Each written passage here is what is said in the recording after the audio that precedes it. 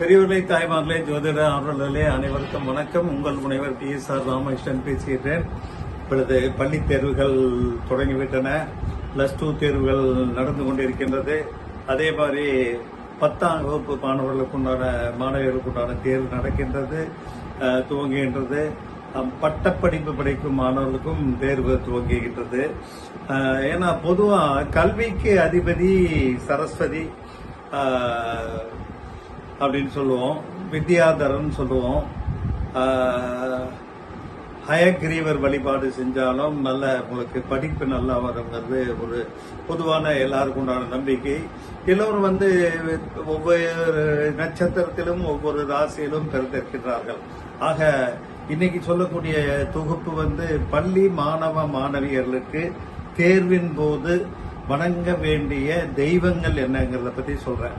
ஏன்னா மேஷம் முதல் மீனம் வரை 12 ராசிகள் இருக்கின்றன. 27 நட்சத்திரங்கள் அந்த 12 ராசிகளிலே அடங்குகின்றது. ஒவ்வொருவருக்கும் ஒரு காலகட்டத்திலே பிறந்திருப்பதால் ஒருத்தருக்கு இருப்பது போலவே ஜாதக கட்டம் எல்லோருக்கும் இருக்காது. அதே மாதிரி ஒரே டேட்டு 1 ஹவர் 2 மணி நேரம் வித்தியாசத்தில் பிறந்திருந்தால் ஒரே கட்டமாக இருந்தாலும் அந்த கோள்கள் இருக்கக்கூடிய டிகிரி அமைப்பு மாறுபடும். அதற்கேற்ப பலன்கள் நிர்ணயமாகும். ஆகவே இன்னைக்கு பொதுவாக மாணவ மாணவியர்களுக்கு ராசி வாரியாக என்ன தெய்வத்தை வணங்கினால் நம்மளுக்கு நினைவாற்றல் பெருகும், தேர்விலே நல்ல அதிக மதிப்பெண்கள் பெற முடியும் என்பதை தெரிந்து கொள்வதற்காக இந்த பதிவு. பொதுவாக மேஷ ராசி அப்படின்னு பாத்தீங்கன்னா, மேஷத்துல அஸ்வினி பரணி கிருத்திகை 1ஆம் மாதம் வரும். மேஷத்துக்கு பாதகாதிபதியாக கும்பராசி வருவார். இன்னைக்கு பாத்தீங்கன்னா, இன்னைக்கு மேஷ ராசிக்கு பாதகாதிபதியான கும்பராசியிலே 4 கிரகங்கள் இப்பொழுது இருக்கின்றன. அதே மாதிரி குரு 3ஆம் இடத்திலே உட்கார்ந்து இருக்கின்றார். அவர் அந்த பாதக ஸ்தானத்தை பார்க்கின்றார். ஆகையினாலே பெரிய விளைவுகள் இருந்தாலும் குரு பார்வையால் அது எல்லாம் நிவர்த்தியாகும். இருந்தாலும் இந்த மாணவ மாணவியர்கள் தினசரி நரசிம்மர் வழிபாடு செய்து கொண்டிருந்தால் அதிக நினைவாற்றல் கிட்டும், நல்ல மதிப்பெண்கள் பெற முடியும். அதே மாதிரி ரிஷபராசி பாத்தீங்கன்னா, கிருத்திகை 2, 3, 4 பாதம், ரோஹிணி 1 முதல் 4 பாதம், மிருகசீரிஷம் 1, 2 பாதங்க நட்சத்திரங்கள் அடங்கும். ரிஷபராசிக்கு பாத்தீங்கன்னா 2ஆம் இடத்திலே வாக்குஸ்தானத்திலே குரு இருக்கின்றார், திக்பலத்தோடு இருக்கின்றார். திக்பலம் போது கொஞ்சம் அபரிதமான சக்தி அந்த குருவுக்கும் அந்த குருவினுடைய பார்வைக்கும் ஏற்படும். அந்த குரு பாத்தீங்கன்னா 5, 7, 9 பார்வையாக முறையே துலா ராசி, தனுசு ராசி, கும்பராசியை பார்க்கின்றார். பாதகாதிபதியாக சனி இருக்கின்றார். ஆனா அந்த சனி இப்ப 11ஆம் இடத்திலே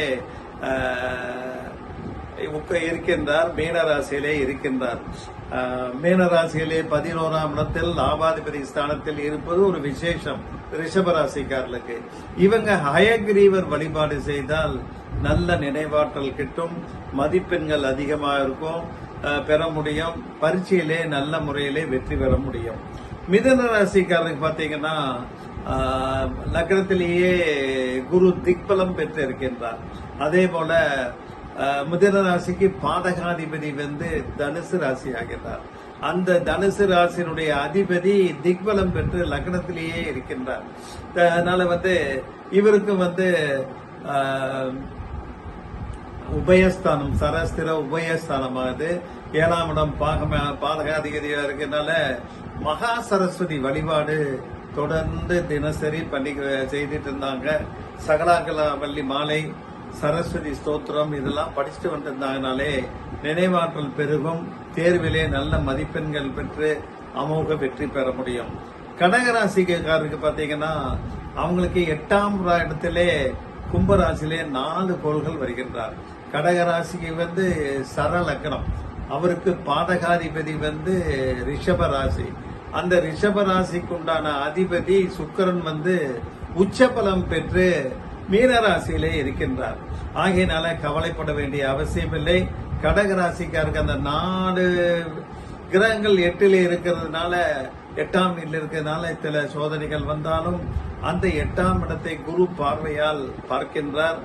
ஆஞ்சநேயர் வழிபாடு செய்து வந்து கொண்டிருந்தால், தினசரி பிரார்த்தனை செய்து கொண்டிருந்தால் அவங்களுக்கு கண்டிப்பாக நல்ல தேர்விலே நல்ல மதிப்பெண்கள் கிட்டும், அமோக வெற்றி பெறுவார்கள், நினைவாற்றல் பெருகும், கற்பனா சக்தி அதிகமா இருக்கும், கவனச்சிதறல் குறையும். அடுத்து சிம்ம ராசியினர் பாத்தீங்கன்னா, சிம்ம ராசியினருக்கு இன்னைக்கு குரு 11ஆம் இடம் லாபஸ்தானத்திலே இருக்கின்றார். அஷ்டமஸ்தானத்திலே சனி உட்கார்ந்து அஷ்டம சனியாக உட்கார்ந்து கொண்டிருக்கிறார்.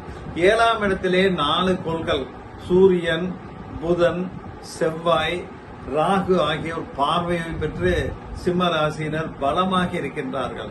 ஆகையினால சிம்ம ராசியிலே வரக்கூடிய அந்த மகம் நட்சத்திரம், பூரம் நட்சத்திரம், உத்திரம் 1ஆம் பாத நட்சத்திரதார்கள் விநாயகர் வழிபாடு செய்து கொண்டிருந்தால் நினைவாற்றல் பெருகும், கவனச்சிதறல் குறையும், பரீட்சையில அதிக மதிப்பெண்கள் பெற்று நல்ல தேர்வு பெற முடியும். கன்னி ராசி, கன்னி ராசிக்கு பாத்தீங்கன்னா அது சிற உபயராசியாக என்றால் அவருக்கு 7ஆம் இடம் பாதகஸ்தானம். அந்த குரு பாதகாதிபதி 10ஆம் இடத்திலே நன்றாக இருக்கின்றார்.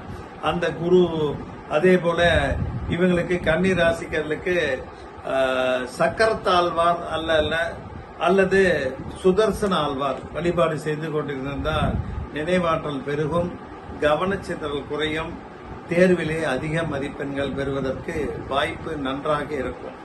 அவருக்கு பாத்தீங்கன்னா 12ஆம் இடத்திற்கு உண்டான அந்த சூரியன் 6ஆம் இடத்திலே இருந்து விபரீத ராஜயோகத்தை கொடுப்பார். சூரியனும் புதனும் இணைந்து இருக்கின்றார்கள்.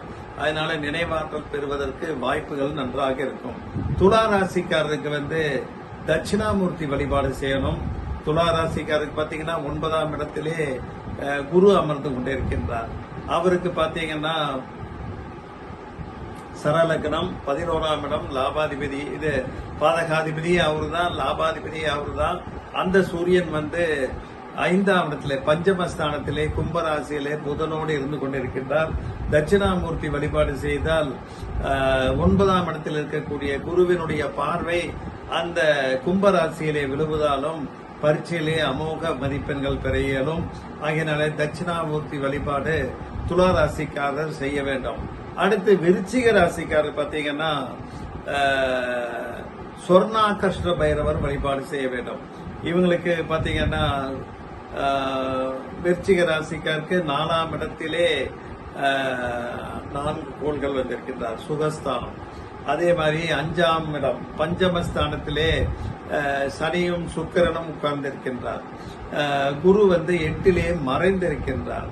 இருந்தாலும் அந்த சொர்ணாகிருஷ்ண பைரவர் வழிபாடு செய்யும் போது அவருக்கு நினைவாற்றல் கூடும், அதிக மதிப்பெண்கள் வருவதற்கு அந்த mind concentration, presence of mind இருக்கும். நல்ல முறையிலே தேர்விலே பதில்களை எழுத இயலும், அமோக வெற்றி பெறுவார். அடுத்து தனுசு ராசி, இவருக்கு 3ஆம் இடத்திலே 4 கோள்கள், 7ஆம் இடத்திலே களத்திரஸ்தானத்திலே அந்த குரு உட்கார்ந்து கொண்டிருக்கிறார், லக்னாதிபதி உட்கார்ந்து இருக்கிறார். 3ல ராகுவும் சனி, 4லையும் 7லே குருவும் இருக்கின்றார். அதனால இவர் முருகர் வழிபாடு செஞ்சிட்டு இருந்தாங்க அப்படின்னா நிச்சய வெற்றி கண்டிப்பாக கிட்டும், நல்ல நினைவாற்றல் பெருகும், அதிக மதிப்பெண்கள் கிடைக்கும். மகர ராசி, மகர ராசிக்கு பாத்தீங்கன்னா 2ஆம் இடத்திலேயே அந்த வாக்கு பலிதத்தை தரக்கூடிய புதன் உட்கார்ந்து கொண்டிருக்கின்றார். மகர ராசிக்கு 11ஆம் இடம் பாதகஸ்தானம். அந்த பாதகாதிபதியான செவ்வாய் 2ஆம் இடத்திலே உட்கார்ந்து கொண்டிருக்கின்றார். அவசரப்படாமல் கேள்வியை படித்து பார்த்து நிதானமாக எந்த கேள்வி நன்கு தெரியுதோ அதை முதல் ஆன்சர் பண்ணி அப்படி பண்ணிட்டு இருக்கணும். அவரும் பாத்தீங்கன்னா சரபேஸ்வரர் வழிபாடு பண்ணிட்டு இருந்தாங்கன்னா நல்ல நினைவாற்றல் கூடும், நல்ல மதிப்பெண்கள் கிட்டும், ஆர்வம் அதிகரிக்கும். ஏன்னா சூரியன் புதன் சேர்ந்து இருக்காங்க 2ஆம் இடத்துல, கவலைப்பட வேண்டிய சரபேஸ்வரர் வழிபாடு.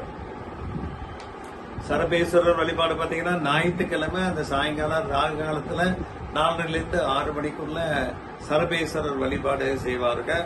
முடிஞ்சா ஞாயிற்றுக்கிழமை அன்னைக்கு ஈஸ்வரன் கோயில்ல அதை போய் பார்த்துட்டு வந்தீங்கன்னாலும் நன்றாக இருக்கும். அடுத்து கும்பராசி.